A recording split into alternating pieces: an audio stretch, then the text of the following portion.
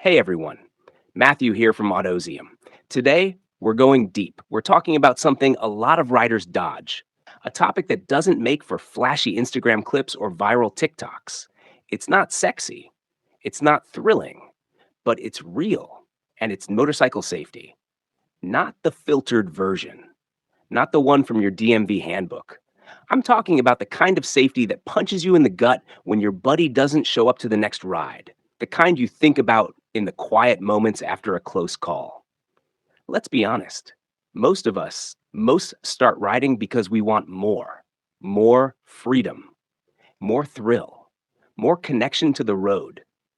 We don't start thinking, man, I can't wait to buy armor and talk about braking distances. But somewhere along the way, you realize something. This isn't a game. The road doesn't care how long you've been riding. The car that didn't see you doesn't care how tricked out your bike is. And the pavement? It'll peel your skin just the same whether you've got 20,000 miles under your belt or 20. Here's the hardest truth I've had to swallow. Most riders don't crash because they're stupid. They crash because they get comfortable, too comfortable. They stop scanning, stop wearing full gear, start thinking, I've done this route 100 times. I'll be fine. You know how many times I've heard I've been riding for years right before a story about someone laying their bike down? It's almost always confidence turned to complacency. Let that sink in for a sec, because no one gets on their bike thinking today's the day they're going to go sliding across the freeway.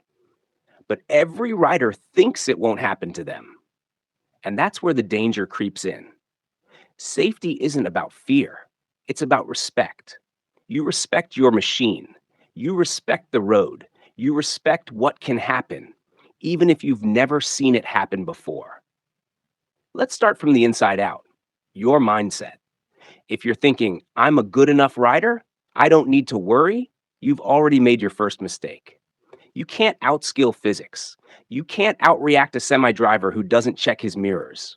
You can't outmuscle that gravel on a blind curve. Your mind is your first layer of protection. Your ability to anticipate, to stay alert, to stay present. Ride like everyone's trying to kill you, not because they are, but because if they did, it would look a lot like how people drive today. Now let's move on to gear. I know, it's hot, it's bulky, it takes a few extra minutes. But you wouldn't skydive with a hole in your parachute, right? Your gear is your second chance. It's your do over. It's the difference between brushing yourself off or bleeding out. Helmet first. And I mean a real one. DOT approved. Sure, but shoot for ECE or Snell if you can. Make sure it fits snug, not wobbling around like a bobblehead. Here's something most riders don't think about. Helmets have a lifespan. That foam inside, it degrades, compresses, loses its effectiveness. Every 5 years or one solid drop. That's it. Replace it. Don't mess around with your brain. Jackets, get something with armor. Not just leather because it looks cool. Shoulders, elbows, back. Mesh in summer, leather in winter. No excuses. Gloves? Mandatory. Road rash on palms? You'll wish you wore them every time you touch a doorknob. Boots? Cover your ankles. Period. You drop your bike at a stoplight and it lands on your foot? That sneaker's not helping. Pants, textile, or armored jeans, not regular denim. Regular jeans disintegrate at highway speeds. And for the love of rubber and fuel, don't ride in shorts. All the gear, all the time. Say it with me. Now, here's where a lot of people fall off. Training. Passing your test isn't the end of your learning curve. It's the start. You've got to train because when something goes wrong out there, your instincts take over. And your instincts are built in practice, not theory. Get out to a parking lot. Practice emergency stops until your front brake feels like a reflex. Practice swerving, quick direction changes, U-turns, balance at low speeds. Ride like your life depends on it. Because out here, it does. You know what the difference is between a near miss and a life-changing crash? 1 second.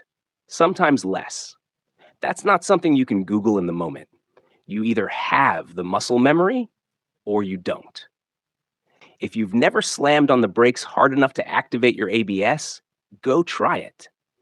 If you've never had to swerve around a pothole without target fixating on it, go set one up with cones. And please, take advanced rider courses. I know they cost money. I know they take time. But one course might teach you something that saves your skin years from now. Want to really level up? Take a track day. Learn how your bike handles at the limit in a safe, controlled space. Riding dirt? That's a whole other skill set, and it'll teach you throttle control and balance like nothing else. The more tools you've got in your toolbox, the better chance you have when things go south. All right, take a breath. We're just getting warmed up. I want to talk about something that gets ignored all the time, but it's probably one of the biggest factors in staying safe: your mental state. Ever gotten on the bike angry, distracted, depressed? Yeah, I've been there. But the truth is, your mindset affects everything: your reaction time, your judgment, your ability to stay calm under pressure. You're not in the right headspace? Leave the bike in the garage. This machine doesn't forgive emotional riding. It doesn't care if you had a bad day. It won't pause while you check that text. And speaking of texts, phones. Don't even get me started. Distracted drivers are everywhere. Eyes on their screens, not the road. And guess who's easiest to miss? You. So assume you're invisible. Ride like no one sees you. Bright gear, daytime running lights, make eye contact at intersections, move around in your lane so you're not blending in with the background. And always, and I mean always, have an escape plan. Every car next to you. Think, what if they swerve? What if they swerve? Every stoplight. What if they don't brake? That's not fear. That's awareness. That's survival instinct. Whew. Let's pause there. Take all that in. Because we've still got more road to cover. And what's coming next might just shift the way you think about every ride from here on out.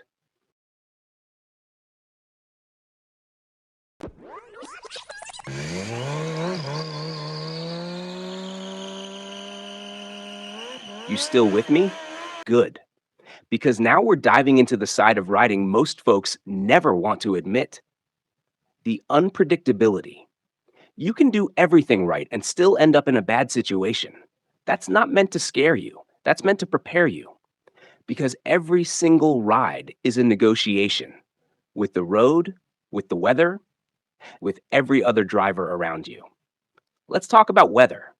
You ever ride in the rain? If you haven't, don't make your first time during rush hour on bald tires. Rain changes everything. Visibility drops. Roads get slick, especially right after the rain starts. Oil rises to the surface. Lane markings and metal manholes? Like ice.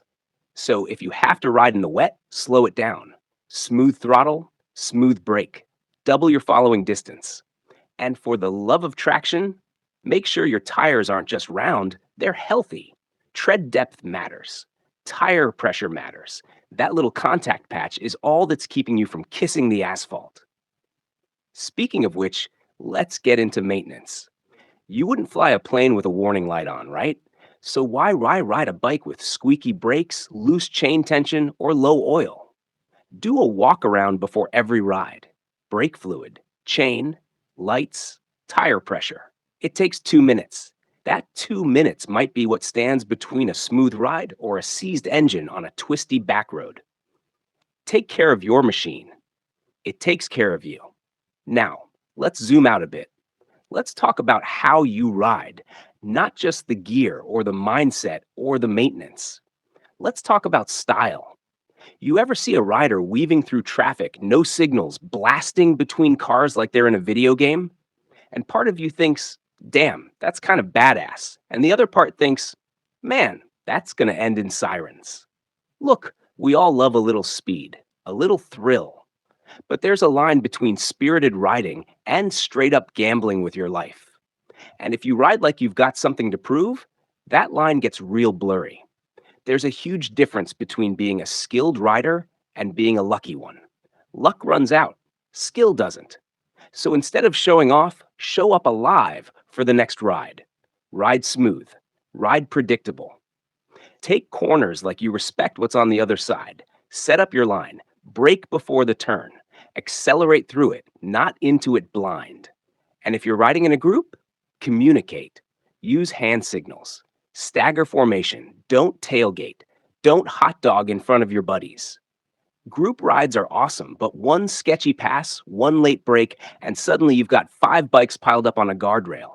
Lead with safety, follow with respect. And listen, this next part is tough to talk about, but I've seen it way too many times to leave it out. Substances. Don't drink and ride. Period. I know. Just one beer. I feel fine. It's only a short ride. Doesn't matter. You're on two wheels, no metal cage, no seatbelt, no airbags. Your balance, your vision, your reaction time, it all has to be sharp. So if you've been drinking, if you're even thinking about whether you're okay to ride, get a ride, crash on the couch, call someone. Because buzzed riding is drunk riding when it comes to bikes. Same goes for weed. Same goes for pills. If it messes with your brain, it messes with your ride. All right, deep breath. Let's talk about love. Because, yeah, we're here talking about danger and risk and road rash. But the reason we do it, it's love. We love the feeling, the sound, the wind, the quiet, the first ride after a long winter, that perfect lean into a corner, that sunrise over the handlebars. It's freedom, it's therapy, it's identity. And that's why safety matters. Not because we're afraid, but because we want to keep doing this thing we love for years to come. We want to ride in our 60s, our 70s. We want to teach the next generation how to do it right. And you can't do that if you don't make it past this year. You know what the best riders I've ever met all have in common? It's not speed, not skill, not the newest gear. It's respect. They respect the bike, the road, the risk, each other. They wave to the scooter guy. They nod at the Harley crew. They check on the rider on the shoulder. That's the heart of this community. It's not just chrome and horsepower. It's looking out for each other, sharing stories, learning from mistakes, and talking about them. So here's my ask to you. If you've listened this far, share what you know. Don't gatekeep. If you've had a close call, talk about it. Somebody out there might avoid making the same mistake because of your story. If you see a newbie at a gas station checking tire pressure, encourage them. Tell them they're doing it right. Help them keep doing it right. Because this lifestyle, it's earned, it's lived, and it's better when we all come home from the ride. That's what matters. Ride smart, ride proud, and ride like you want to do it again tomorrow. I'm Matthew from Autozium, and if you see me out there, don't be a stranger. Keep the rubber side down. Always.